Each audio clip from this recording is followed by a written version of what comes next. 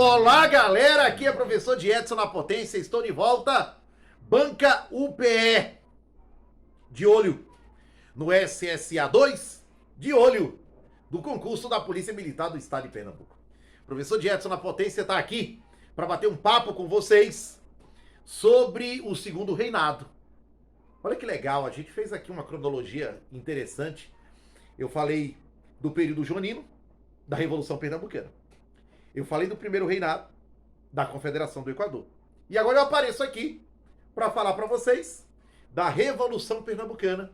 Desculpe, para falar da Revolução Praieira do segundo reinado. Então, vamos botar aqui para ficar bonitinho? Período joanino, Revolução Pernambucana. Primeiro reinado, Confederação do Equador. Segundo reinado, Revolução Praieira. Valeu, MC! Então, vamos jogar rapidinho? Bora lá? Revolução Pernambucana. Confederação do Equador. Revolução Praieira. Eu vou fazer assim como se fosse do joguinho, certo? Ó. Chama quais são as revoltas do seriado 2 e que servem para a UPE. Revolução Pernambucana. Confederação do Equador. Revolução Praieira. Então nós vamos agora para a Revolução Praieira, no segundo reinado. Bota a espada aqui. Isso. Então bora para a Revolução Praieira. A Revolução Praieira, gente. A Revolução Praieira. MC Vitor fica doido aqui. A Revolução Praieira aconteceu no segundo reinado. Fecha o ciclo de revoltas em Pernambuco. A primeira revolta em Pernambuco foi a Insurreição Pernambucana. Depois a Guerra dos Mascates. Depois a Revolução. Depois a Confederação. E agora a Revolução Praieira. Por volta de 1848 ou 49, nós temos a chamada Revolução Praieira. Segundo reinado de Dom Pedro II.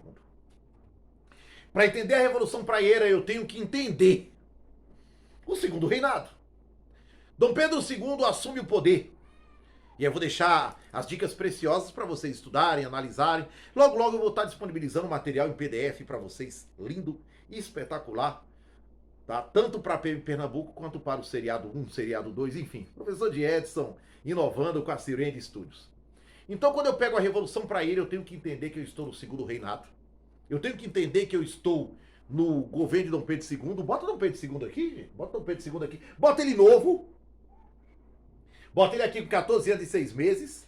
E bota o Dom Pedro aqui, compara aqui, né? Vou fazer aquela comparação. Dom Pedro, quando era ainda adolescente, assim, na minha idade. Então bota Dom Pedro II aqui, com 14 anos e 6 meses, Pedrinho. E bota aqui Pedrão, já encerrando o governo dele já com... lá no ano de 1889. Bota ele aqui já, velhão. Certo? Bota os dois aqui, pronto. O cara governou 49 anos no Brasil. Foi o cara que mais tempo governou esse país. Dom Pedro II governou o Brasil 49 anos, de 1840 a 1889, certo? Assumiu o poder com 14 anos e meio, 15, e governa 49 anos aí, ou seja, desde que nasceu sabia que governar esse país são 64 anos, né, do contexto inteiro e 49 anos efetivo de governo. Bom, Dom Pedro, quando assumiu o poder, tem uma trova popular que caracteriza muito bem quem foi Dom Pedro II. Dom Pedro II, quando assume o trono, surge uma trova popular que circulava pelo Brasil e por Pernambuco, que dizia o seguinte: por chegar Pedrinho ao trono, não fique o povo contente. Não há de ser boa coisa servido para a mesma gente. Eu vou repetir. Por chegar Pedrinho ao trono, não fique o povo contente. Não há de ser boa coisa servindo para a mesma gente. Então Dom Pedro II chega ao poder para servir para a mesma gente, a classe agrária, o Partido Liberal e o Partido Conservador. Então, a ideia era essa. Então, essa discussão ela acaba caindo também em Pernambuco. Então, em Pernambuco, nós teremos, na Rua da Praia, na sede do jornal Diário Novo, um movimento de característica autônoma, liberal. Esse movimento inspirado na onda de revolução que acontecia na Europa entre 1830 e 1848, Então surge a Revolução Praieira na Rua da Praia, na sede do jornal Diário Novo. E ele vai acontecer devido à enorme insatisfação em relação ao governo de Dom Pedro. Lembrando que havia um conflito local entre liberais e entre conservadores. Certo? Então, o grande conflito nacional entre liberais e conservadores também acontecia no âmbito estadual. Certo? A Revolução Praieira era um movimento de característica liberal. Apesar de trazer algumas ideias, alguns ingredientes do socialismo, mas é um movimento de característica liberal. Tá? Moral da história. Essa Revolução Praieira, que tinha como líderes Pedro Ivo e Borges da Fonseca, esse movimento de característica liberal, que eclode em Pernambuco, ele está atrelado a contextos das revoltas anteriores. Autoritarismo, pesados impostos, abandono, crise econômica. Ele está atrelado a todo esse contexto aí. E aí, devido a esse contexto que a gente está destacando, o movimento eclode. A insatisfação, os conflitos entre liberais e entre conservadores. Se a gente for analisar a situação local, ela é interessante. Na área urbana, havia um conflito entre brasileiros e entre portugueses. Ou seja, e os portugueses, comerciantes, conservadores, né, traziam a seguinte ideia: o comércio em Pernambuco era de portugueses, monopolizado por portugueses, não mais atrelado a Portugal, mas o comércio ficou na mão deles desde a Guerra dos Mascates. A gente for ver quem eram os mascates eram portugueses. Então o porto do Recife estava na mão de portugueses. Estava na mão de portugueses. Moral da história: só aceitavam mão de obra portuguesa. Então não tinha emprego para brasileiros. O primeiro problema está aí. Segundo problema. Vamos para a área rural. Na área rural havia uma família chamada Família Cavalcante, que só admitia mão de obra escrava. Tanto é que tinha uma trova popular que dizia o seguinte: quem viver em Pernambuco há de estar desenganado. Ou há de ser cavalcante ou há de ser cavalgado. Mão de obra escrava. Então olha a situação. Na área urbana, monopólio dos conservadores, que eram portugueses, que só admitiam mão de obra portuguesa. Na área rural, o poder estava na mão dos liberais, que só admitia mão de obra escrava, que era a família Cavalcante. Então quem vive em Pernambuco há de estar desenganado. Ou há de ser cavalcante ou há de ser cavalgado. Então essa é a ideia. Atrelado ao autoritarismo, o poder moderador, o sentimento de liberdade de Pernambuco. Então eclode. Quando os rumores acontecem que mais uma revolta iria eclodir em Pernambuco, Dom Pedro depõe o presidente da província de Pernambuco, chamado Antônio Pinto Chichorro da Gama. Antônio Pinto Chichorro da Gama. Procura a foto dessa criança aí. Antônio Pinto Chichorro da Gama. Solta ele aí, por favor. É esse aqui. Ele foi deposto. Com a deposição dele eclode a Revolução Praieira. Era o estopim. E aí os praieiros, através do seu jornal Diário Novo, eles começam a publicar um manifesto ao mundo. A proposta deles. E qual era a proposta? Perceba que a proposta casa exatamente com o contexto que nós falamos. Então os praieiros começam a pregar, por exemplo, questionar o poder moderador. A partir de quê? Suspensão do poder moderador. Primeira medida dos praieiros. Segunda medida dos praieiros, além do fim do poder moderador,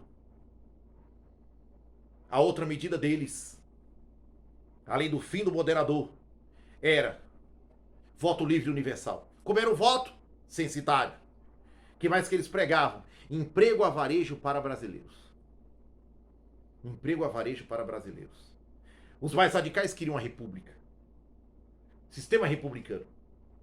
Então, fim do poder moderador. Emprego a varejo para brasileiros. República. Voto livre universal.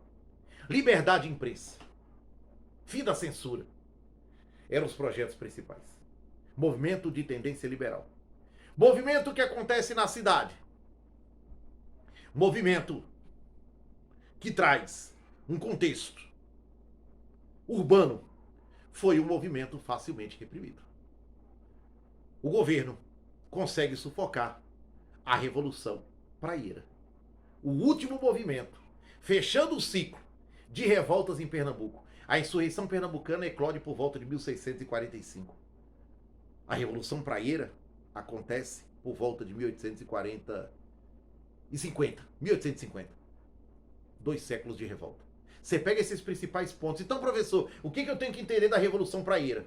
Onde ela aconteceu, o contexto do Segundo Reinado, o conflito entre liberais e conservadores, entender que a Revolução Praieira, ela sofreu influência, tá, da Era das Revoluções de 30 e 48.